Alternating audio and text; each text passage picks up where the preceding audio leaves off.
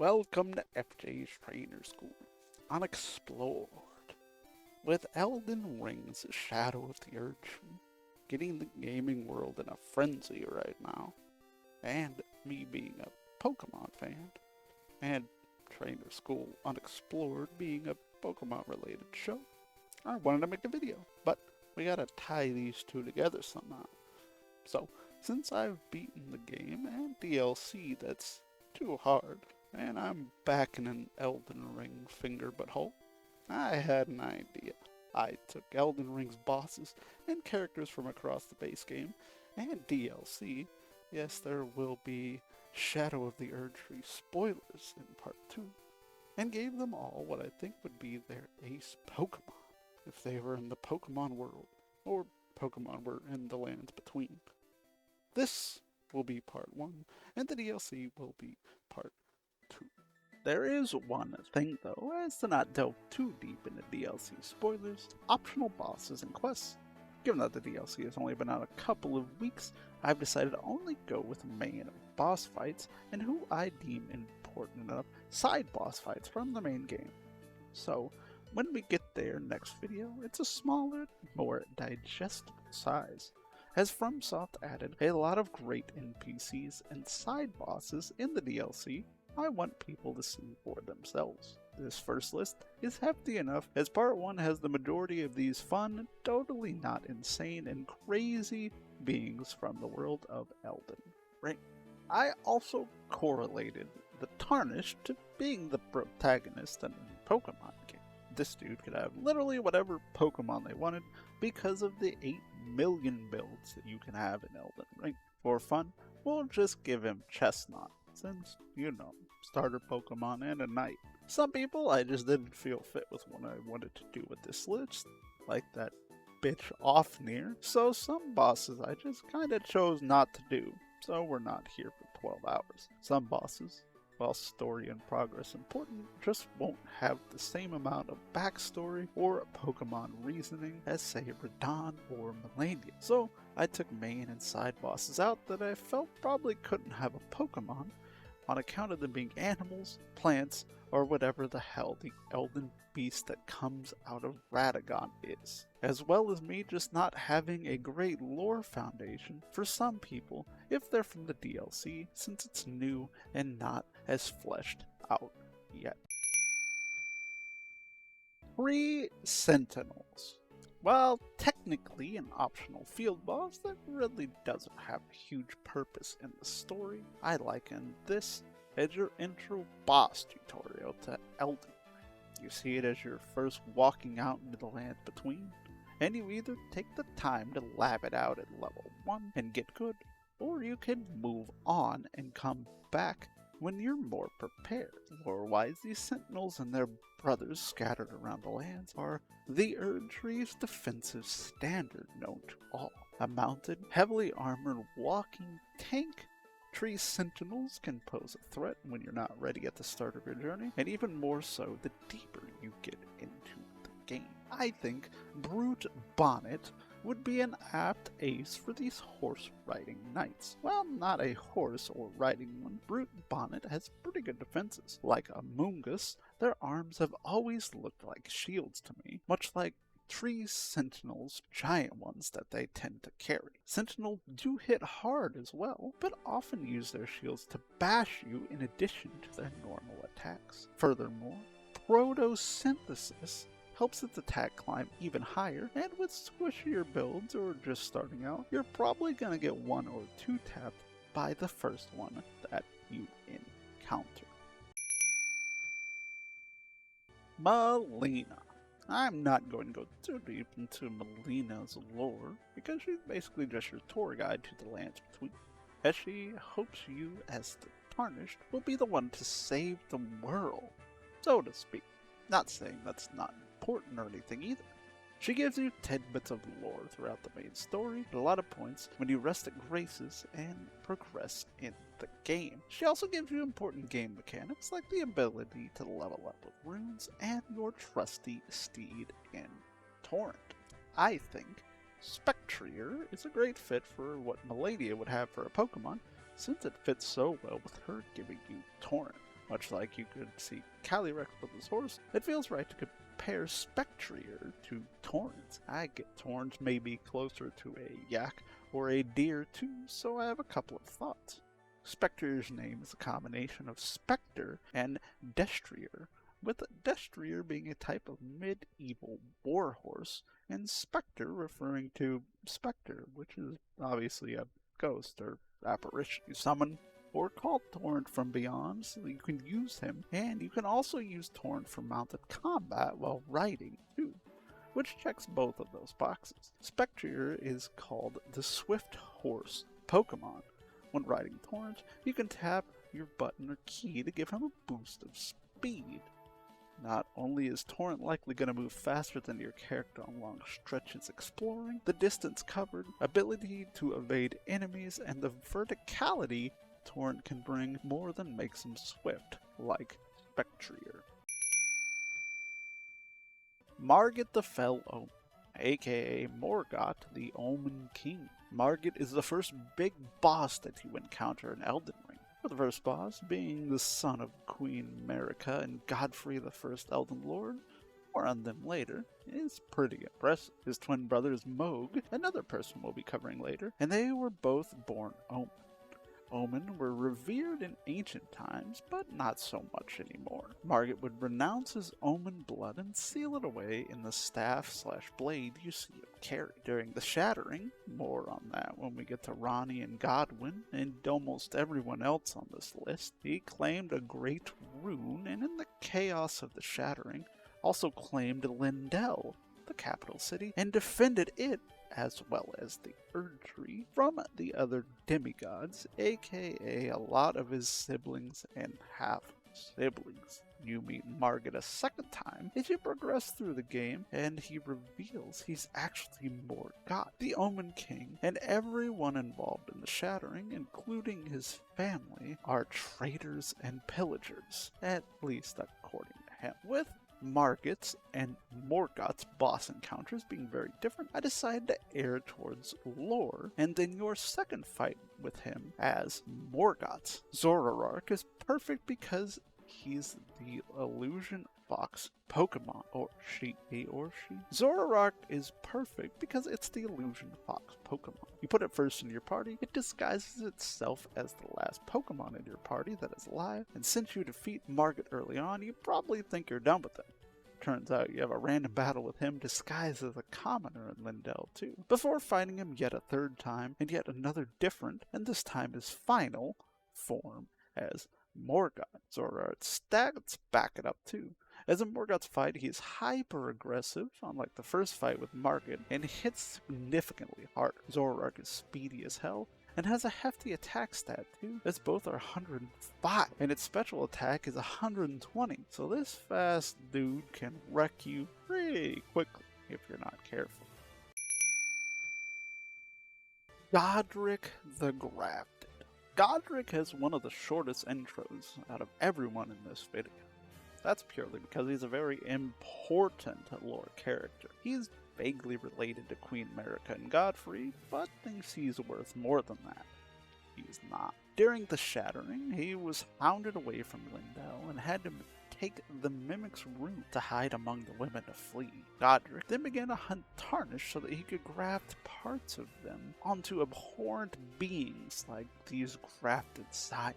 Also during this time, he insults Melania for some reason, and is forced to grovel for his life as she passes through Stormvale Castle. Idolizing Godfrey and wanting to be like him, he made his army use axes, golden lineage symbols, but still no one respects. What a chump. This one is quick, easy, and to the point. Gladion is cool, and so is Generation Sepgru the Hater, but Type Null is kinda not the prettiest design-wise, especially compared to Soul Valley, so it's the perfect fit for Godric, who is immensely late. Type Null is a chimera-like Pokemon that was created in a lab, and it wears the mask to help harness its power. Its patchwork-like design is reminiscent of Frankenstein's monster as well, which fits with Godric grafting harnessed onto other things. Also, the ring design around its neck may be a reference to Arceus, which ties into idolizing Godfrey and, by extension, Queen Marika as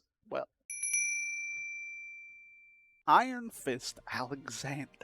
Iron Fist Alexander, aka Alexander, Warrior Jar, was my personal favorite NPC in the base game. He is just so likable and relatable.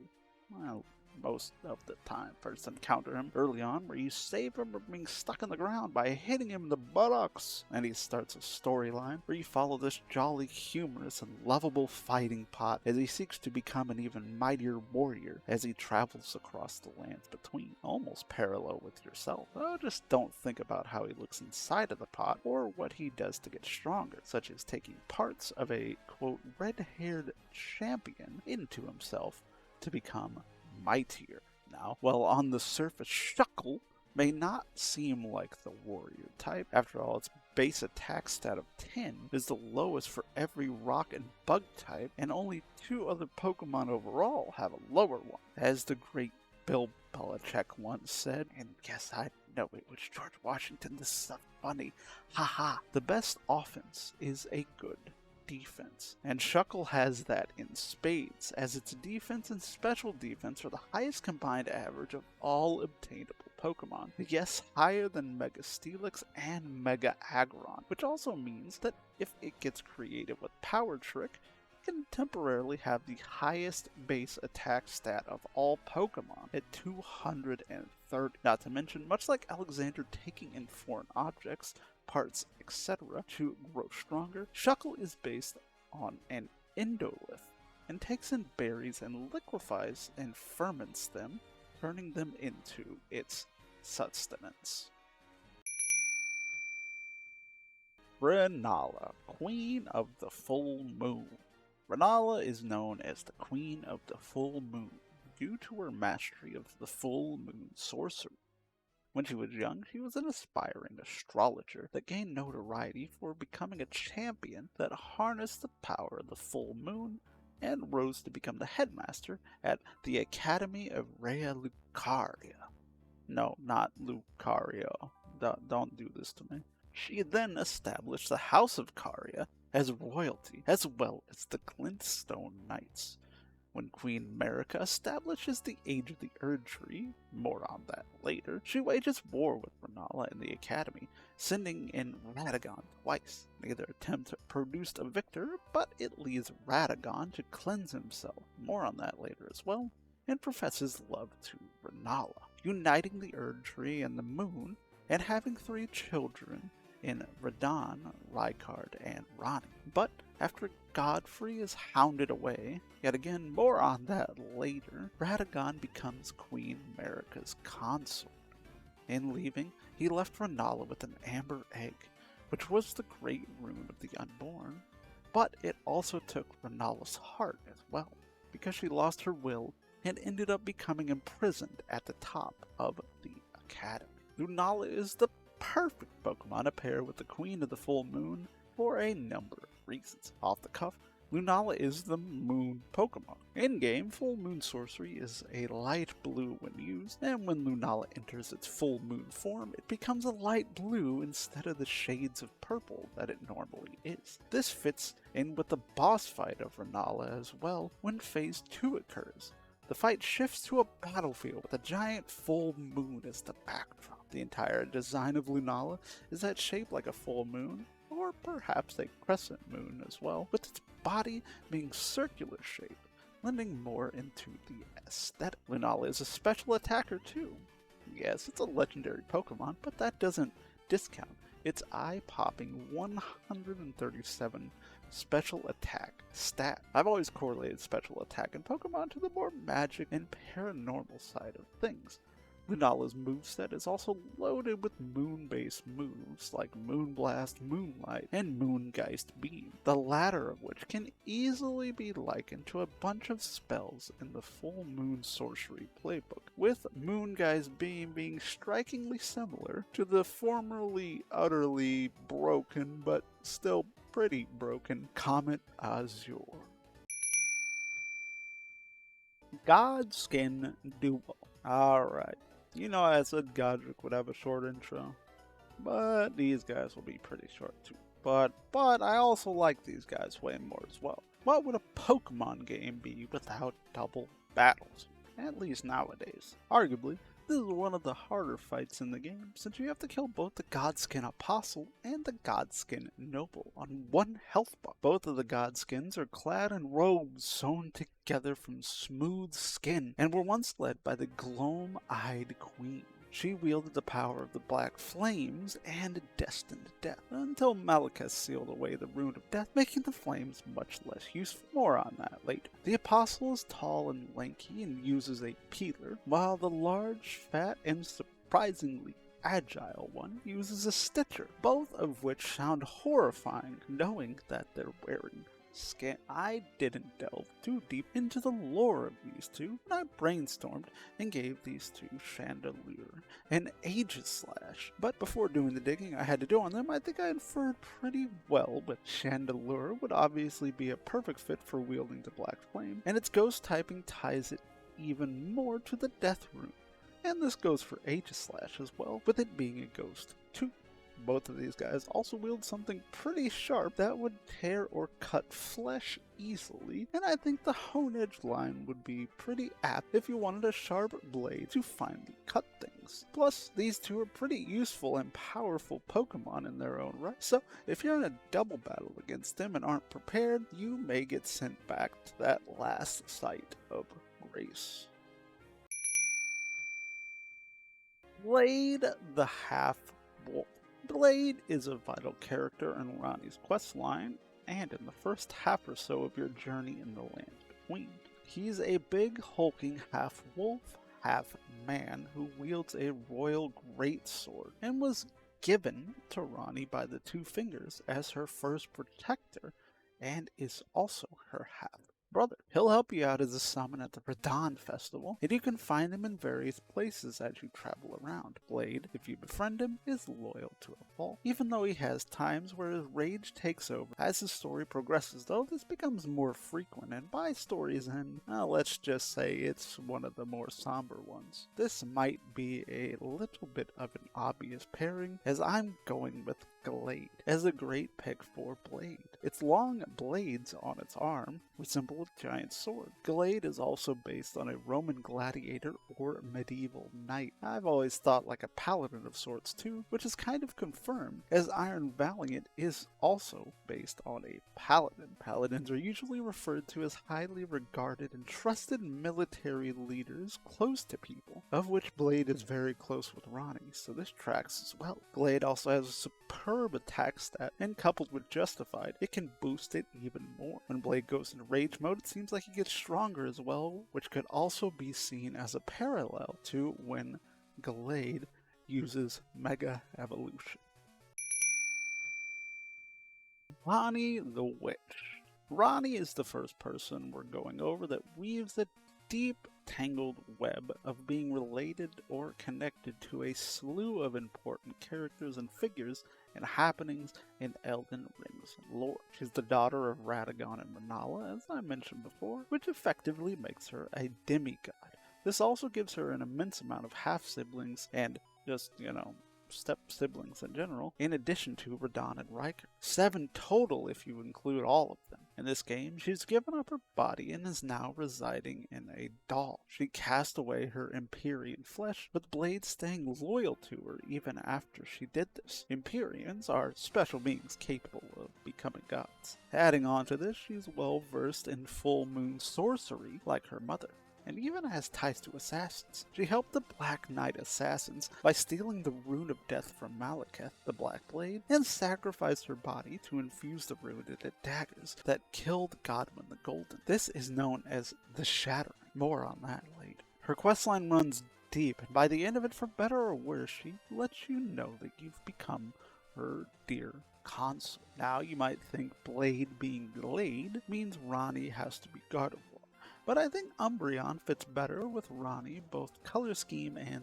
thematically. Ranni's form, as we know it, is light blue doll she's inhabited, as mentioned before, and shiny Umbreon, having light blue rings as well, fits into this perfectly. The classification of The Moonlight Pokemon is also right in line with the ladies of this particular part of the family tree in Renala. Uh, can I say her name? The classification of the Moonlight Pokemon is also right in line with the ladies of this particular part of the family tree in Renala and Renala. Renala and Renalia. Man, why do you gotta name your daughter so similar, dude? Unlike a lot of other lunar Pokemon, Umbreon is the dark side of the Eclipse, which is much more sinister, more on the evil side of the coin. Many Pokedex entries state that Umbreon strikes fear in the hearts of others. When darkness falls, its rings begin to glow. This fits Ronnie's theme as well, as she wants the world as she sees it to be enveloped by darkness, the stars, and the moon of a chill night. Moves like Moonlight and Wish also feed into the desires of Ronnie's future. The Fire Giant. In the ancient times before the Erd Tree, when dragons were still the ruler of the lands between, the giants had their civilization up in the mountains that we now know as the mountain tops of the giants. They chased off the ice dragons that once lived there, but since they worshipped a fell god, basically one that's corrupt or evil, they were bound to tending their flames in the mountains for eternity. This was caused because Queen Marika was fearful of their power burning the Erd Tree. Even with the fell god's power, they still lost to Godfrey, with Marika allegedly striking down said fell god and forcing this last giant to live upon this mountain forever.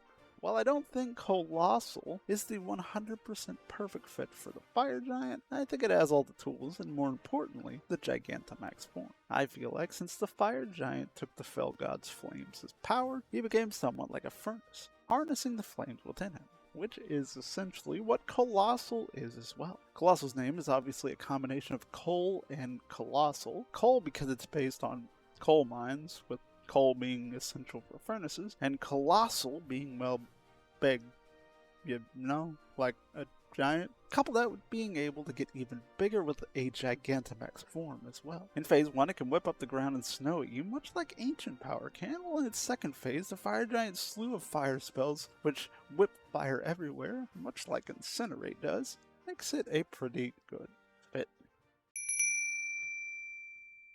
Mimic Tier.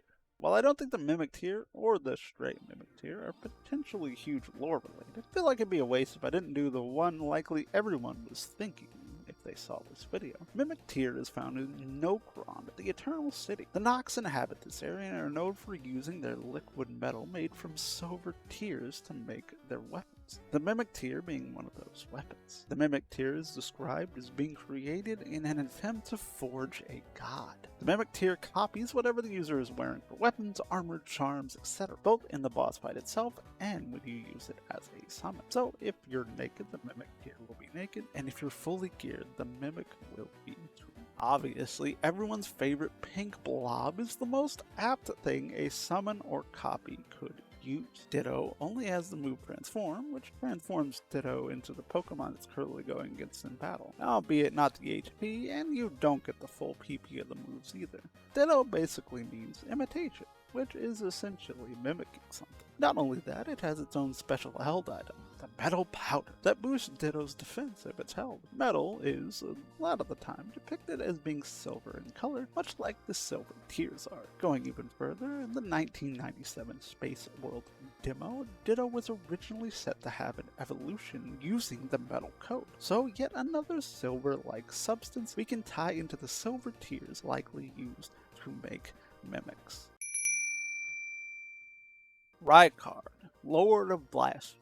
Rykard, the Lord of Blasphemy, is a demigod due to being the son of Radagon and Renala, making Radon and Ronnie his siblings, and he has the slew of step-siblings thanks to Radagon leaving Renala for Marika. This whole family needed Jerry Springer in his prime, I swear. Under the Golden Order that Queen Marika established, he was a ruthless justiciar, and he and his inquisitors tortured those considered heretics, like the Albinarics. While at Mount Gilmer, he found ancient magma hexes of a forgotten serpent-worshipping religion, eventually setting up Volcano Manor there. Jumping forward, he helped his sister Ronnie orchestrate the shattering, and Ronnie gives him a slab that would help him take on Malekith if things turned out in his favor. At some point during the shattering, after Queen Marika breaks the Elden Ring and gives its pieces to her children, Rykard launches a blasphemous campaign against the Erdtree, and he and his rescuesants fight Lindell forces at Mount Gilmer.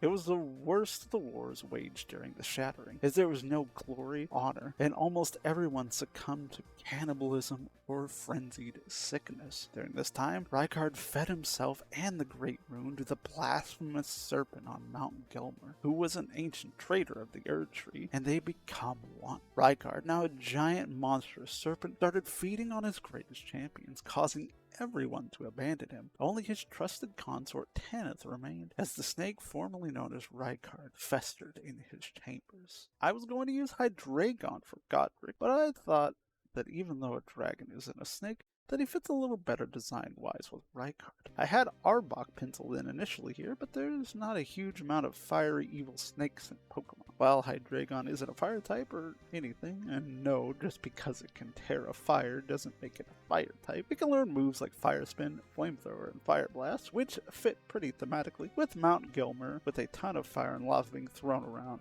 in his boss. Rykard ends up being all about snakes, getting really into this ancient one he discovers, and snakes are related to lizards, and dragons are just big lizards. Well, let me have this. More importantly, Hydreigon is based on Yamada no Orochi from Japanese mythology, a giant serpent or dragon-like creature with a bunch of heads that causes havoc, much like Rykard's second form, where he becomes even more of a serpent-like monstrosity, now with a sword, throwing out burning skulls that rain down upon the player. I just think thematically Hydreigon would be right up Rykard's alley.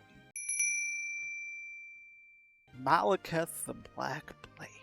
Malekith is a loyal shadowbound beast and the half-brother of Queen Marika. After defeating the Gloam-Eyed Queen, who I mentioned in the Godskin Duo section, he destroys the Rune of Death by the order of Marika, making the true power of the Black Flame cease. Once the Golden Order started, there was no demigod that did not fear the power of death that Malekith wielded in his blade, so much so that his new name became known as Death of the Demigods. I've mentioned the Shattering quite a few times now, as Malekith has a piece of the Death Rune stolen from him by Ronnie that ended up killing Godwin. This causes Malekith to bind the Rune of Death into himself. He then begins to seek the Death Roots, the death rune that forms in Godwin's corpse that spreads across the lands between, trying desperately to keep the Tarnish from taking the death rune. He unseals it from his body, but when defeated, cries out to Marika for forgiveness, and death becomes unbound once again. Malekith, first and foremost, is a beast, whether it's in his hidden form as Gronk, Gronkowski, or when he goes full death mode with the Black Blade. Death is the entire purpose surrounding everything Malekith does. Houndoom, which is based on a hellhound, and even perhaps the famous Cerberus, is a great companion for him. Obviously, hellhounds are closely associated with death, as well as they're usually depicted as loyal servants of the underworld. Doom is also a part of Houndoom's name, and death usually spells doom for someone, if you ask me. The typing matches up perfectly, as Malekith wields the Black Flame of Death, and Houndoom is a fire and dark type. It has a bevy of fire and dark moves that hit hard. Houndoom's chestplate and horns are also reminiscent of the devil, and I honestly think you could liken them to the armor that Malekith is wearing in Phase 2 of his fight. Godwin the Golden. This is the first time you've heard Godwin the Golden's name, and it probably won't be the last. He is the son of Queen Marika and Godfrey, the first Elden Lord. His brother is Godric, and has the same plethora of half and step siblings as everyone else on this list. Early on during his mother's reign, the Erdtree came under attack by dragons, who were the rulers before Marika. The Erdtree's forces managed to prevail against the dragons, thanks in part to Godwin prevailing against Fortisax, earning the dragon's friendship in the process. This leads to the establishment of the ancient dragon cult, one that respects the ancient dragons and in turn learns incantations from them. Fast forward, and the events of this shattering transpire as Godwin is killed, being the first demigod to ever fall alongside Ron. When Ronnie gave up her body, Godwin was the one that lost his soul. Fortisax and Mikola both tried and failed to cure Godwin's death, and since his body could not die a proper one, it became an unrecognizable aberration that came to be known as the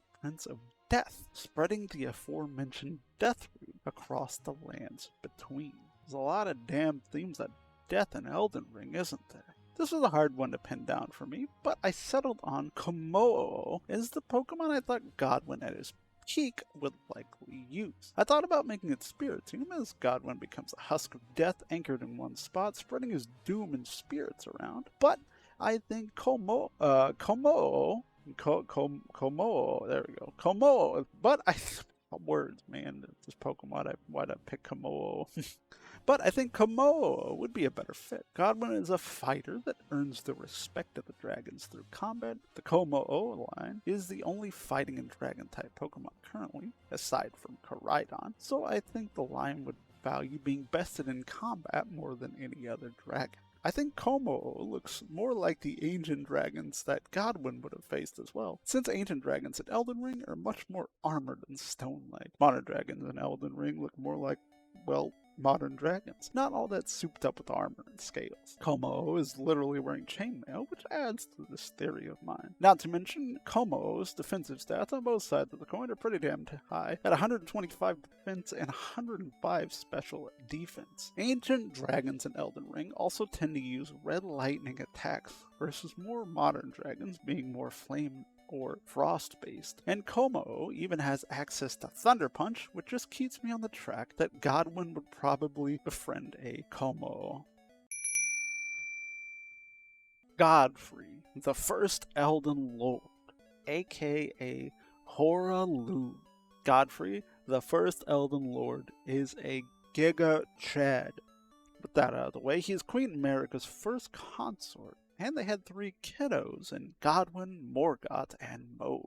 Godfrey was once a ferocious warrior, but after taking the title of Elden Lord, he took his trusted advisor, Shorosh, the Lord of Beasts, to suppress his lust for battle. As we talked about earlier, Marika sent Godfrey to take down the giants, marking the birth of the Erd Tree and the Golden Order. After waging many wars with his golden armies, never losing once, when he defeated his last foe, it is said that the hue of Godfrey's eyes faded. Marika tells him and his armies that she had taken grace from them and commanded them to leave the lands between, effectively making Godfrey's kinfolk the first of the tarnished. And at the end of the long march, Godfrey renounces his kingship and becomes a warrior once again. Only now he has taken back his name of Hoarah.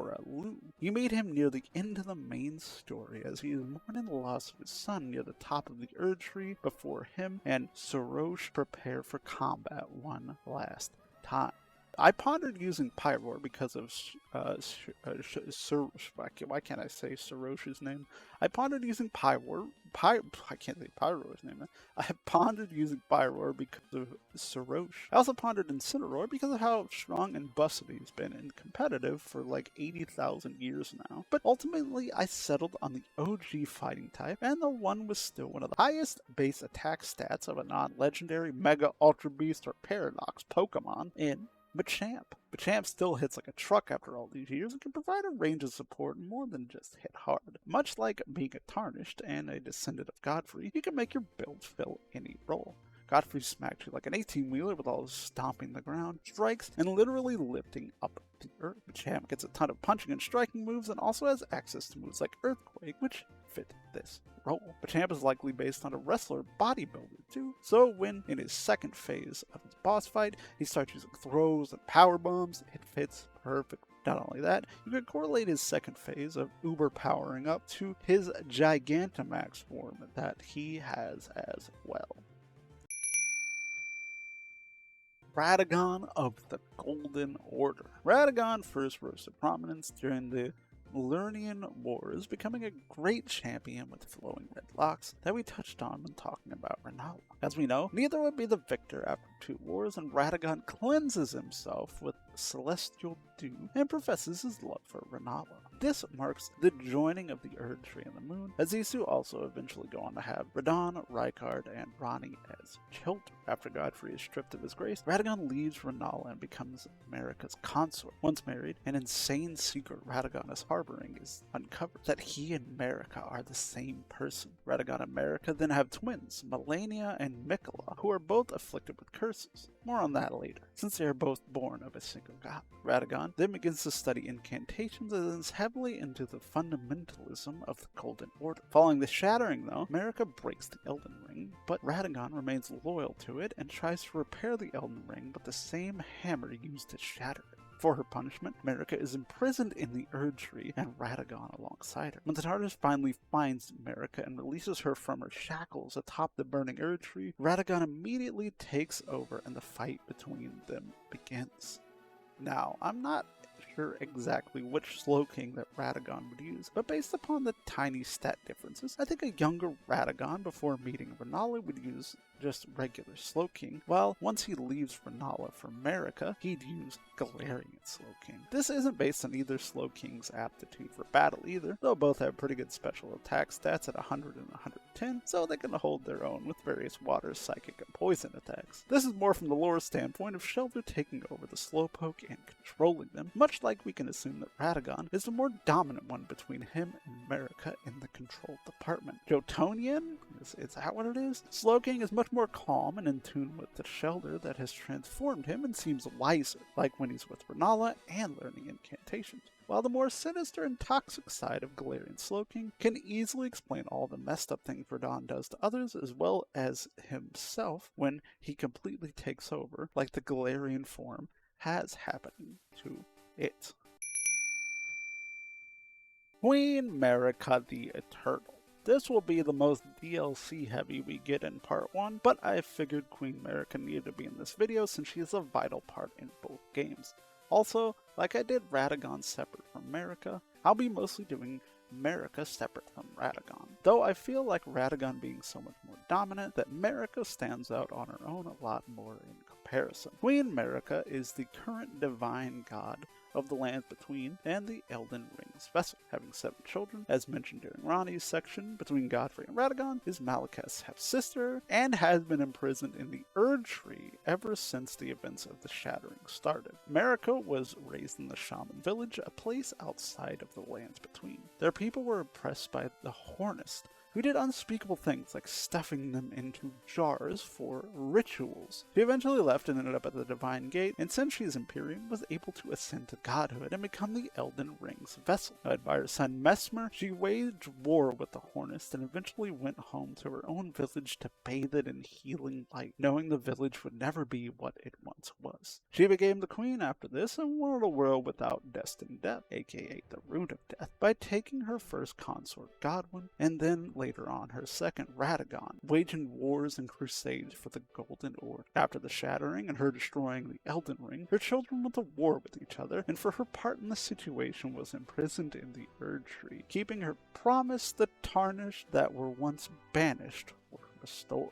Honestly, Arceus is the best comparison to Marika and what she would use. Arceus is the god of Pokémon, as we all know. It created and presided over Azelf, Mesprit, Uxie, Dialga, Palkia, and Giratina, which you could liken to all of her children, as well as creating Sinnoh, even adding a few more if you count the origin forms. Arceus' origin is almost identical to the world egg, aka an egg that hatches and gives rise to the universe, which could be seen as a parallel to the Erd Tree growing and becoming the symbol of what life revolves around in the lands between. The Erd Tree, as we know it now, is the symbol of the Crucible and the birth of the Erd Tree, thanks to Marika making it the new epoch and ushering in the age of the Erd Tree. Arceus is that being for Pokemon, known for creating the universe, coming from an egg where there was nothing, and that it shaped the universe with its 1,000 arms. Not to mention, Arceus was accompanied by 3 different marks in Legends Arceus, which represent the different sets of golden rings on its body, which can easily be connected with the various Elden Ring depictions, with the main one also being gold. Star Scourge Radahn. Radahn is a demigod who is the son of Queen Rennala Michala and Radagon is often thought of as the mightiest of the demigods. It's easy to see why. He has two siblings in Riker and Rani, and a slew of half and step siblings, Melania, Michala, Godwin, Morgoth, and Moog. This is the first time I've listed them all out, I think. Have I? I don't know. I've said a lot of names in these first, however long this has been so far. The latter half of this list happened when Radagon left Renala to be with Queen Mimic. As to not leave his life behind completely, Radahn went to Celia, a town of sorcery, to learn gravitational magic from an alabaster lord. All this purely so he could keep his trusted but tiny horse Leonard by his side. Having mastered manipulating gravity, he was able to control the stars themselves, hence his name, by shattering them and arresting their cycles. After Godwin is assassinated during the shattering, all-out war breaks out between everyone, leaving Radahn and Melania as the strongest two demigods left. Their battle ends in a stalemate, though, as neither could defeat the other. But Melania unleashes her Scarlet Rot, which consumes Radahn from the inside, and even to his psyche, to wander around as a mindless brute in Caelid, devouring the flesh of friend and foe alike. I was also considering Claydol for this choice, a wild one I know, but I settled on Reggie Gigas, as I wanted to focus on Radahn as we see him in this fight, and his overall lore, versus Radahn just being a Scarlet Rot consumed husk. Regigigas roughly breaks down to Regis, which means royal in Latin, and Gigas, which is Latin for giant, which checks both boxes for Radahn. The key for me here, though, is the move pool and dex pool. Gravity, I think, is a huge reason why Radahn is the legend that he is, being able to control the stars. He hits hard and can learn the move Gravity. Obviously, that's why I picked Regigigas. Regigigas, with slacking, already has the highest base attack of all normal type Pokemon, and 15th overall, with 9 of these being Megas or Primals that give big stat buffs. Not only that, Regigigas' lore is that it's able to manipulate mountains and, quote, tow continents with ropes, which would fit right in line to using gravity to pull the earth out of the ground to fling at you with the help of things like Bulldoze, Stomping Tantrum, and Earthquake. Another vastly powerful move Regigigas has is Giga Impact, which you can easily liken to Radahn using his Meteor Impact move, where he jumps into the stars and comes crashing back down to Earth. Moog, Lord of Blood. Moog is another one of the many children of Queen Mimic, though he takes one of the more extreme paths in his life since he and his twin brother Morgoth were born as a cursed omen and put in shunning grounds below Lindell. Moog, though, accepts his omen traits and blood.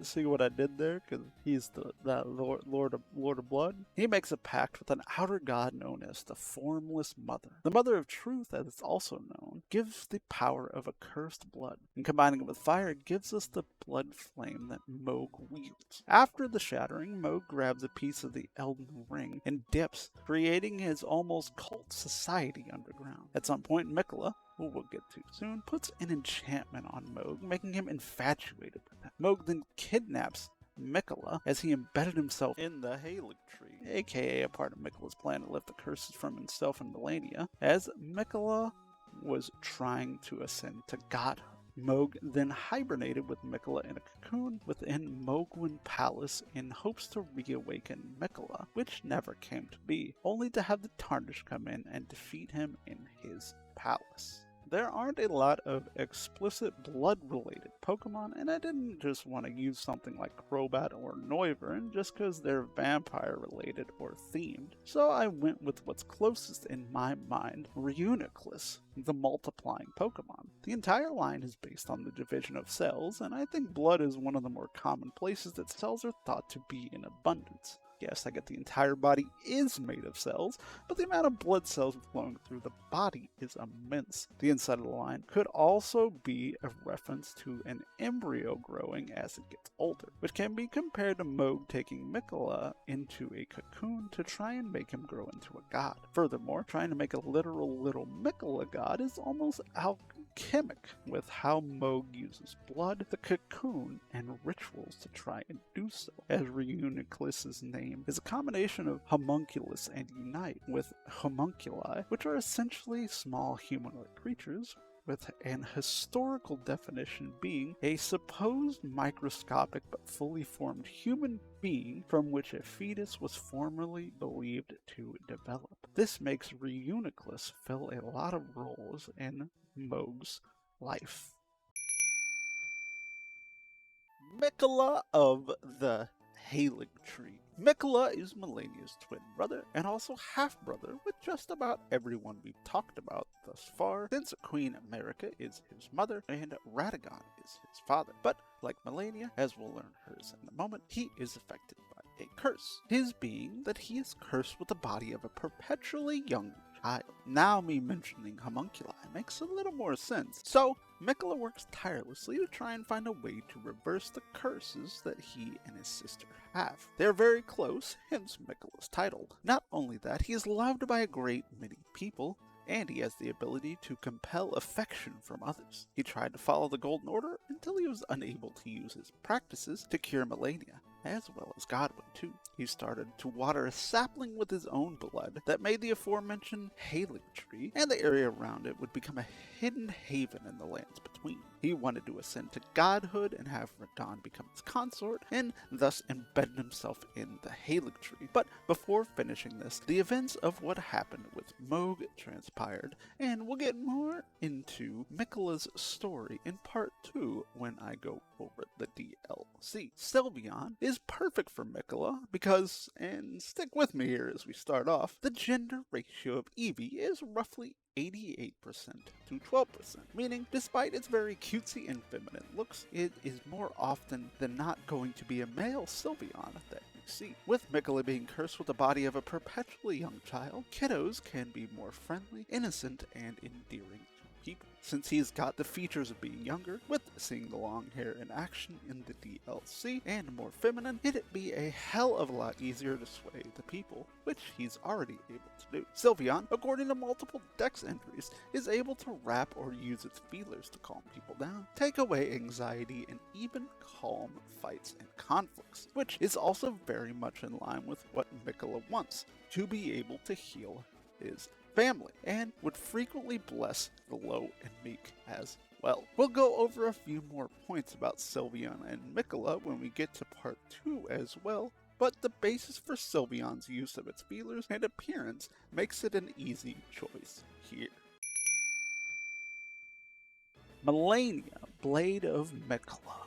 Finally, part 1 is coming to a close, and so is this video, with Malenia. Malenia is Miquella's twin sister and also half-sister with just about everyone we've talked about thus far, since Queen America is her mother and Radagon is her father.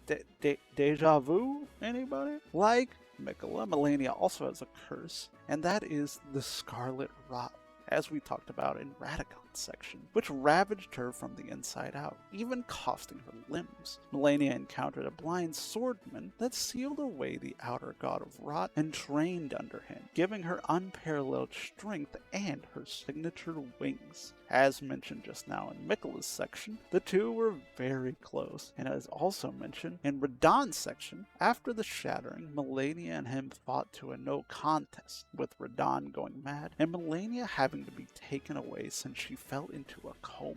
The fight resulted in what's known as Malenia's first bloom, which is the rot that devastated the land of Caelid. While in a coma, the scarlet rot seeped from her body and infected the Halig Tree, as she was taken to where her brother had encased himself and was eventually taken by Mohg. This leads to the Tarnished finding and defeating Malenia, who apologizes to Miquella with her dying words. I paired Roserade with Malenia for a few reasons. One being the obvious flower imagery of how Malenia's Scarlet Rot is used, the full bloom terminology for what happened in Caelid, as well as starting Phase 2 with her Scarlet Aeonia, Flower Scarlet Rot Bomb attack thing. And Roserade is a poison type that basically is a bouquet of flowers as a Pokemon. Malenia's face is covered by her helm and also wears a cape. Much in the same way, Roserade has a masquerade mask and a cape made of flowers. Also, Roserade, while not the fastest Pokemon, is decently quick and hits like a truck with its 125 special attack stat. So, if you're not careful, a Roserade can take you out quickly. Roserade can also sap your health with Mega Drain or Giga Drain, much like a lot of Melania's attacks, let her get health back when she connects. Not to mention the abundance of other poison and grass moves it can learn, like Venom Drench, Venoshock, Petal Dance, and Petal Blizzard. That fit perfectly into Melania's attack patterns and Scarlet Rod's super poisoning theme, and makes for the perfect companion for Melania.